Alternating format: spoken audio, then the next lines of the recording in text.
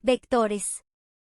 Con este tutorial se podrá a. Ser capaz de identificar la magnitud, dirección y sentido de un vector. b. Identificar las componentes de un vector. c. Caracterizar geométricamente al vector u. En términos de los vectores unitarios, y j asociándolos con las componentes del vector u, de la forma u igual a i más b, j. Esta es la historia de una travesía de Marco y su hermano Polo.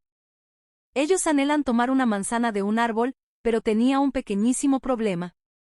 Dicho árbol se encontraba en la cima de una montaña que no podían escalar, por lo que, como buenos hermanos, hicieron lo más lógico para resolver el problema. Discutir. Ellos sabían que necesitaban arrojar una piedra para poder obtener la manzana, por lo que a Polo se le ocurrió una idea. Recordó de sus conocimientos que una doctora de su universidad le había enseñado usar magnitudes para ver cómo deberían hacer el lanzamiento de la piedra. ¿Magnitudes? Polo todo emocionado por saber que su aprendizaje no fue en vano. Sí, magnitudes, nos permiten presentar qué tanto hay de algo. Por ejemplo, el tiempo en segundos, la temperatura en grados centígrados y la masa en gramos. Solo necesitamos un valor y una unidad de medida. Estos podemos llamarlos como magnitudes escalares, o escalares. ¿Entonces con el valor de un escalar podemos resolver el problema? No. Existen magnitudes que no pueden ser definidas únicamente por un valor y una unidad. Para eso hacemos uso de vectores. Además de estar compuestos de un valor numérico, llamado módulo o magnitud, los vectores también especifican una dirección y un sentido. Por ejemplo, no es lo mismo empujar una caja a la derecha que a la izquierda, que colina arriba o colina abajo. ¿Entonces eso es un vector? Sí. Esto es un vector en un plano. Esto es, en dos dimensiones. Un vector está compuesto por un sentido, indicando la dirección hacia la cual será lanzado. Y un módulo, que representa la magnitud, en este caso, el valor de la fuerza con la que debe ser lanzada nuestra piedra. Además, incluye una dirección que corresponde al ángulo en el que lanzaremos la piedra. Este ángulo nos permite determinar la orientación que tomará el vector o nuestro lanzamiento, y se mide en grados, variando desde 0 hasta 360 grados. Es importante mencionar que los vectores pueden originarse en cualquier posición del plano, sin embargo, solo aquellos que se originan desde el punto 0,0 son considerados como vectores posición.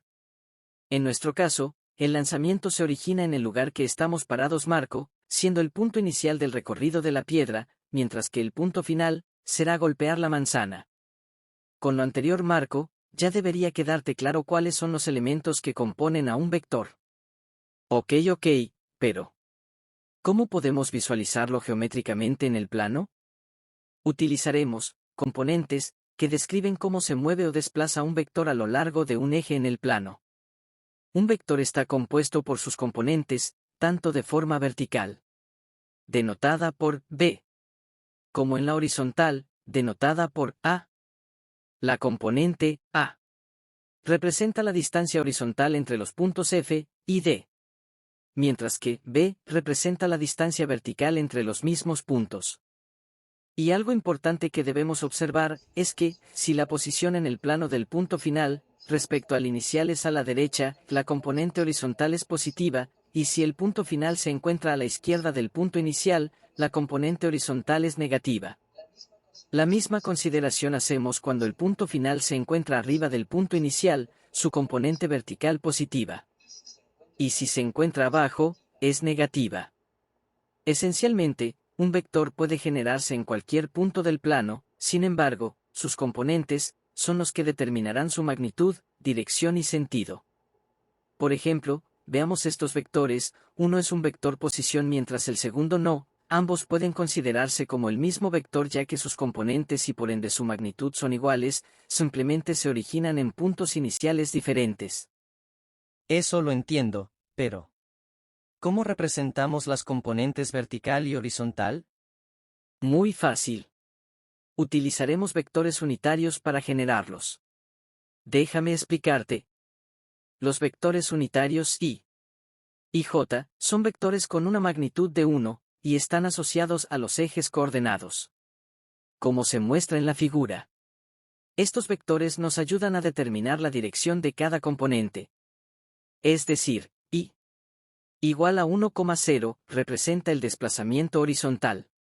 Y j, que es 0,1, el vertical.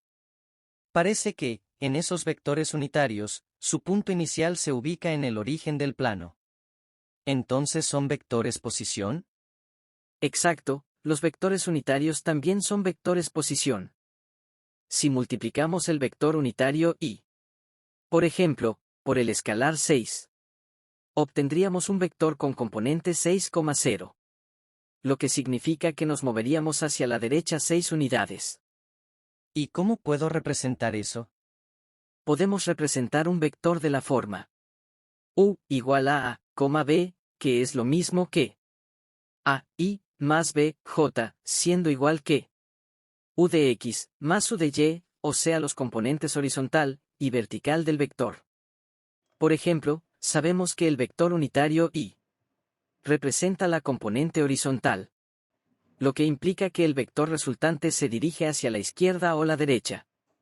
Según el valor del escalar a, positivo o negativo, que se multiplique por el vector unitario.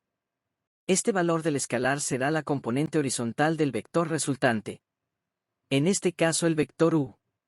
Además, podemos observar que las expresiones que representa el vector u varían simultáneamente con los escalares que multiplica al vector unitario y.